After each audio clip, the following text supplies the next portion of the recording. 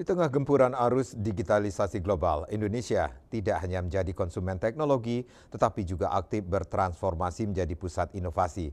Hal ini tidak terlepas dari peran para inovator yang bergerak di berbagai bidang menjadi motor penggerak kemajuan teknologi di tanah air. Juang dan kreativitas tinggi para inovator Indonesia telah melahirkan berbagai solusi inovatif untuk menjawab tantangan dan kebutuhan masyarakat Indonesia. Mereka bukan sekedar pencipta teknologi tetapi juga visioner yang melihat peluang dan kebutuhan di tengah masyarakat, kemudian merumuskan solusi yang relevan dan berdampak.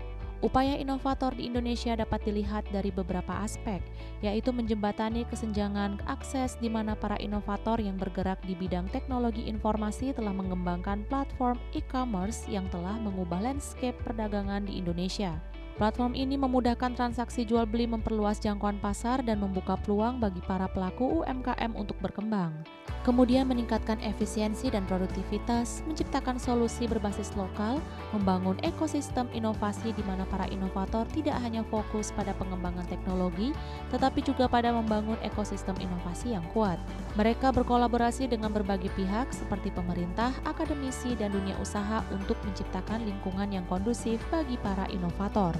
Hal ini dilakukan melalui program inkubator, akselerator, dan kompetisi inovasi yang mendorong lahirnya ide-ide brilian dan solusi inovatif.